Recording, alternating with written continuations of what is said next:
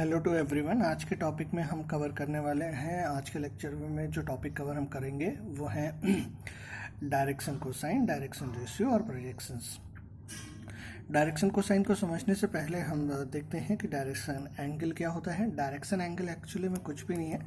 अगर आप इस पिक्चर को ध्यान से देखें, आप coordinate axis X Y Z से वाकिफ होंगे, तो ये जो ओपी लाइन सेगमेंट है ये सारे पॉजिटिव एक्सेस से यानी एक्स का पॉजिटिव, वाई का पॉजिटिव और जेड का पॉजिटिव से अल्फा बीटा गामा एंगल्स बनाता है। इन एंगल्स को generally in general language we say कि डायरेक्शन एंगल्स हैं।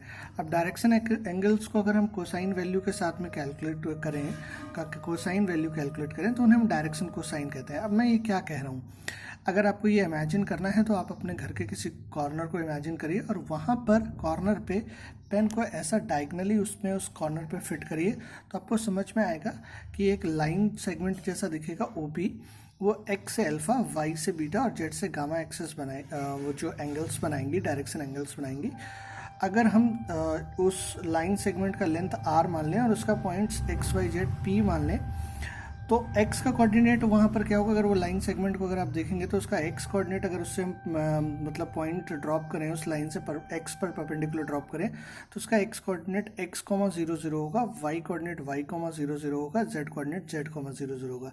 इस कोऑर्डिनेट का मतलब है इसकी o से लगा करके a तक का डिस्टेंस x हो जाएगा। तो यहाँ से अगर हम इस एंगल को अल्फा मानते हैं और इसका लेंथ हम लोगों ने r माना हुआ है, तो जब हम इसको कैलकुलेट करेंगे तो cos अल्फा ही कैलकुलेट हो सकता है, क्योंकि यहाँ पर हमें बेस और हाइपोटेन्यूज दिया होता है। तो इसलिए यहाँ पर जो कोसाइन वैल्यू है of alpha it is known as direction cosine.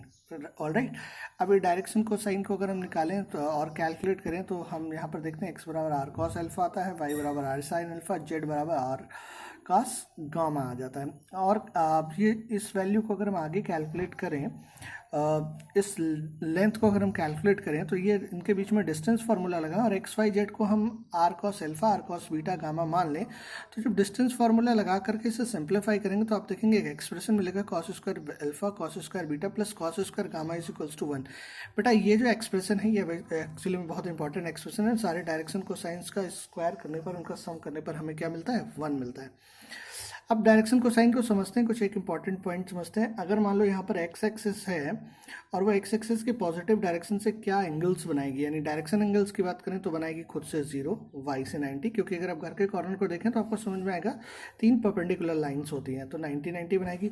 अगर इसके डीसीज कैलकुलेट करें ऑफ एक्स एक्सिस तो क्या आएंगे, कॉस पहना दें इस एंगल्स को, तो कॉस 0 90 तो ये 100 आएगा। इसी तरह से एक टैबलेटेड फॉर्म हम कैलकुलेट कर सकते हैं जिसमें एक्स वाई जेड के हम डीसीज कैलकुलेट कर सकते हैं अलॉन्ग विद द एक्सेस, यानी उसी एक्सेस के अलॉन्ग में।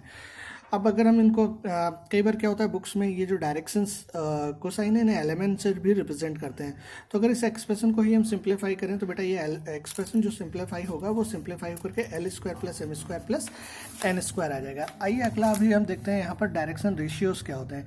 डायरेक्शन रेशियोज कुछ नहीं था, ये जो एलिमेंट था इनका वैल्यू कई बार क्या होता था, बहुत डिफिकल्ट आता था भाई, क्योंकि ये एंगल्स थे, एंगल को सिंप्लीफाई करने पर हमें बहुत डिफिकल्ट वैल्यूज़ मिलती थी। तो हम क्या करते थे, हम लोगों ने ये डिफिकल्ट वैल्यूज़ ना लेकर के इनके प्रोपोर्शनल में कुछ वैल्यूज़ ले लिए। अब उनके प्रोपोर्शनल में वैल्यूज़ ले लिए ए बी सी, जैसे अगर मान लो मेरे पास एलिमेंट, आपके पास एलिमेंट जो है वो डायरेक्शन कोसाइंस हैं, तो इनके प्रोपोर्शन में मैंने क्या कर ले लिया, इनके प्रोपोर्शन में मैंने वैल्यूज़ ले ली, कुछ प्रोपोर्शनल वैल्यूज़ ले ली, और उन प्रोपोर्शनल वैल्यूज़ को जो हम बोलते हैं वो क्या बोलते हैं, इनसे कैलकुलेशन बेसिकली आसान हो जाता है। इन प्रोपोर्शनल वैल्यूज़ को हम बोलते हैं डायरेक्शन रेशियोज़। अगर एक पॉइंट आपको कई बार मिला गया डायरेक्शन रेशियोज इनफाइनाइट होते हैं और डीसीज यूनिक होते हैं, उसके पीछे का रीज़न है कॉस अल्फा बीटा गामा, तो मतलब एंगल वैल्यूज़ हैं यानी कोसाइन वैल्यूज़ हैं वो तो यूनिक ही होंगी। कॉस अगर 60 होगा तो 60 का वैल्यू तो यूनिक ही आने वाला है, लेकिन ए बी सी इनफाइनाइट होंगे क्योंकि ये प्रोपोर्शनल वैल्यू है। इसमें अगर 2 से मल्टीप्लाई करें, आई होप आप लोगों ने 9th में प्रोपोर्शंस पढ़े होंगे, अगर इसको पूरे से 2 से मल्टीप्लाई कर लें तो स्टिल द सेम रेशियो, यानी ये 2a, अगर ये ए बी सी रेशियो में है तो अगर इसमें 2 से मल्टीप्लाई कर दें सारे एक्सप्रेशन में तो 2a 2b 2c still A B C, तो ये इनफाइनाइट हो सकते हैं। जैसे अगर मान लो कहीं पर लिखा है 1 2 1, तो ये जो आपके डी आर्स आए हैं, जो डी आर्स आए, अगर इसमें -1 से मल्टीप्लाई कर लें तो -1, -2, -1 they are representing the same D Rs. Same D R को रिप्रेजेंट करते हैं। इनके बीच में रेशियो रिलेशन निकालते हैं। रिलेशन निकालने के लिए हम लोगों ने ऊपर वाले एक्सप्रेशन का इस्तेमाल किया, इनके वैल्यूज़ लिखी। इसके बाद हम लोगों ने एल एम एन का वैल्यू निकाला और उन्हें स्क्वायर करके ऐड कर दिया, तो के का वैल्यू आ गया और के का वैल्यू वापस सब्सिट्यूट कर लिया, तो L equals to plus minus A upon under root A square plus B square, कुछ ऐसा आ गया। आई होप आपको समझ में आ रहा हो। अगर आपको कोई पॉइंट दे रखा है और उसका डी आर और डी सी फाइंड करने के लिए कहे, तो जो पॉइंट होते हैं बेसिकली वही डी आर है, क्योंकि वही दे रखे हैं आपको, तो यानी आपको ए बी सी का वैल्यू मिल गया, एल एम एन आप निकाल सकते हैं। आई होप ये दो क्वेश्चंस में अगर मैं देखूं, जैसे यहाँ पर दे रखा है sine square alpha plus sine square beta is equals to 2, ये आसानी के साथ में प्रूफ किया जा सकता है। इसकी जगह पर हम लोग क्या लिख सकते हैं, 1 minus cos square alpha plus 1 minus cos square beta plus 1 minus cos square gamma is equals to 2, और अगली लाइन में आपको ये प्रूफ होकर के दिख जाएगा cos square alpha plus cos square beta plus cos square gamma. ये इधर जाए माइनस साइन को, इधर जा करके माइनस हो जाएगा, माइनस साइन आप कॉमन लेंगे तो ये इसकी वैल्यू जो हो जाएगी वो क्या हो जाएगी, बेसिकली क्या लिख सकते हैं इसको हम। अच्छा, जो हमें प्रूफ करना था, वो जो प्रूफ करना था, एक सेकंड इसको होल्ड पे रखिएगा। ये जो प्रूफ करना था वो हमें ये नहीं प्रूफ करना था। As we know this is one, as we know this is one, as we know this is one, हमें साइन के टर्म्स में प्रूफ करना है। एक्चुअली मैं कॉस लिख गया था, तो इसे 1 माइनस साइन स्क्वायर अल्फा लिख लीजिए, इसे 1 माइनस साइन स्क्वायर बीटा लिख लीजिए, इसे 1 माइनस साइन स्क्वायर गामा लिख लीजिए इज इक्वल्स टू 1।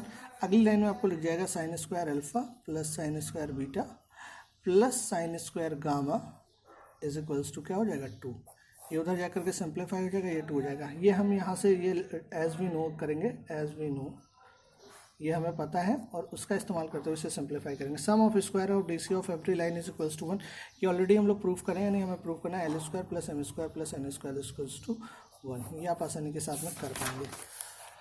आइए बात करते हैं लाइन डी सी और डी आर किसी लाइन ज्वाइनिंग 2 पॉइंट्स के निकालते हैं। तो अगर हमें डी आर निकालना है तो दोनों पॉइंट को आपस में सब्ट्रैक्ट कर लें। जैसे ए बी के लिए अगर हम निकालेंगे तो x2 minus x1 y2 minus y1, ये डी आर्स हो जाएंगे। अब इन्हीं के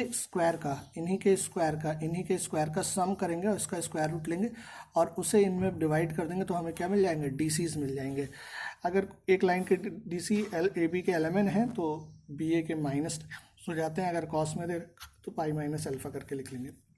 अब इन्होंने कहा लाइन ज्वाइनिंग है, इसके आपको क्या निकालने हैं, डी सीज निकालने हैं। तो सबसे पहले D R of A B निकालेंगे। तो D R of A B निकालने के लिए क्या करेंगे, 4 minus minus of 2, 4 of minus of 2, और फिर क्या करेंगे, 4 से माइनस किया, अब यहाँ पर 3 माइनस 1, और यहाँ से हो जाएगा 3 माइनस 1, फिर माइनस 5 माइनस माइनस 8। अगर आप इसे सिंप्लीफाई करेंगे तो ये कितना हो जाएगा, 4 2 6, 2 कॉमा ये प्लस का 3 हो जाएगा। अब यहाँ से डी आर्स तो आ गए, अब क्या करेंगे, ये ए बी सी आ गया बेसिकली, तो A square plus B square plus C square का वैल्यू निकाल लेंगे और उसका स्क्वायर रूट भी करना है। ये तो ए बी सी है, तो हो गया 36 प्लस 4 प्लस 9।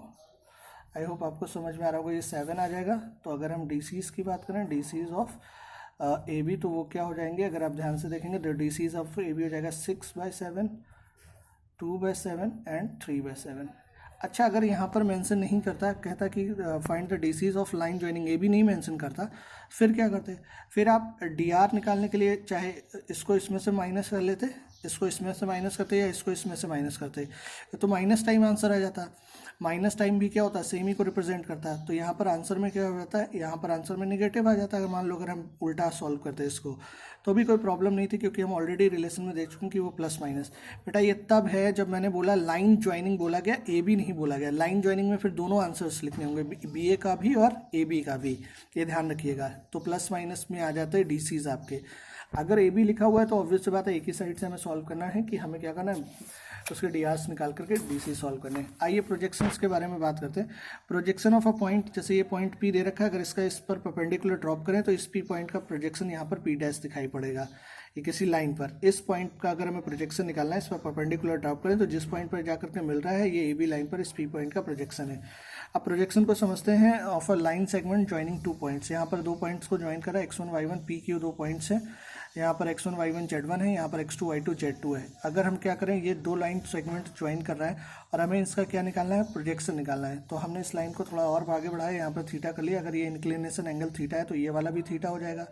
इस पॉइंट को क्यू डैश माना, तो इसका जो प्रोजेक्शन है, बेसिकली प्रोजेक्शन जो है वो एक लेंथ होती है। इसका प्रोजेक्शन हमने निकालना है इस वाली लाइन पर, यहाँ पर निकालना है। तो इसके परपेंडिकुलर एक लाइन यहाँ पर हमने खींच ली। तो अगर आप ध्यान से देखें तो पी क्यू डैश जो है, जो क्यू डैश है, P Q dash P N के बराबर है। और क्यू जो है, थीटा जो है वो आपका क्या है, बेसिकली ये थीटा है। ये थीटा जो है वो इंक्लिनेशन है ऑफ लाइन पी क्यू, यानी इंक्लिनेशन एंगल है।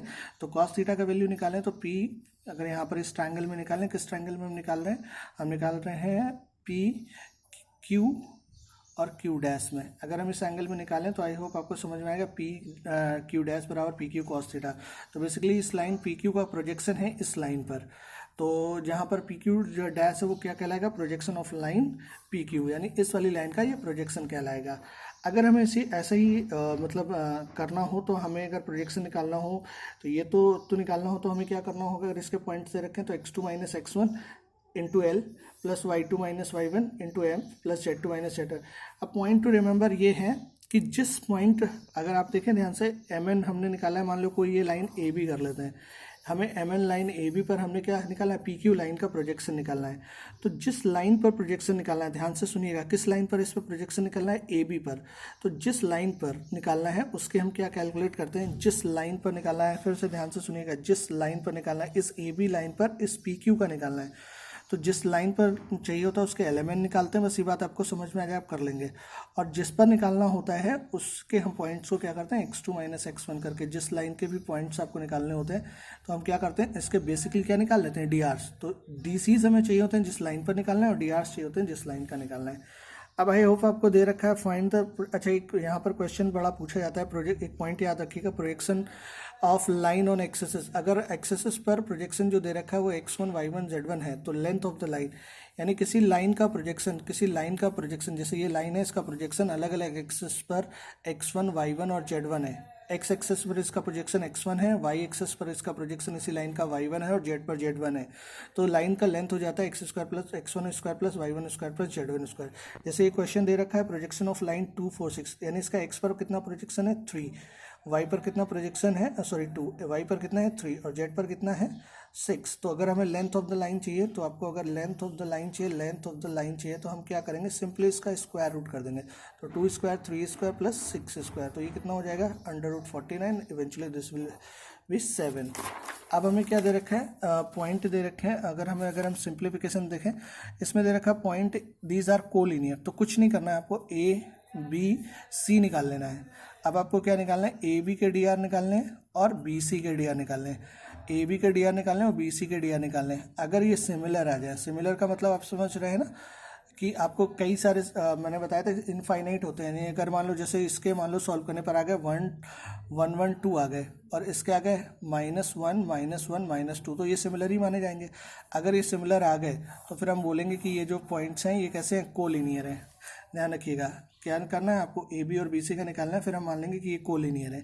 ऐसे दे रखा है, by the method of projection line joining A B is that right angle joining the line P Q.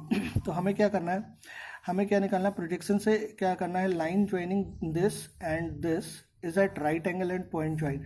यानी हमारी जो लाइन है, वो ये लाइन जो है वो राइट एंगल पर है, लाइन ज्वाइनिंग, यानी सी डी ये पॉइंट दे रखे, 3, -4, 4, 2, 9, 2, और ये जो पॉइंट्स दे रखे हैं, ए दे रखा है 6, -6, 0, और ये दे रखा है -1, -7, -6, ये पॉइंट दे रखा है। अब आपसे पूछ रखा है ये राइट एंगल पर है, तो राइट एंगल पर ध्यान रखिएगा, राइट एंगल पर तभी होता है जब इस लाइन का प्रोजेक्शन, इस लाइन का प्रोजेक्शन इस लाइन पर क्या हो, 0 हो। यानी हमें प्रोजेक्शन किसका निकालना है, ए बी का। हमें प्रोजेक्शन किसका निकालना है, ए बी का। किस लाइन पर निकालना है, सी डी पर निकालना है। तो ए बी पर हम क्या निकालेंगे, ए बी पर हम निकालेंगे डी आर्स को, ए बी पर हम निकालेंगे डी आर्स को, और सी डी के क्या निकालेंगे, डी सीज।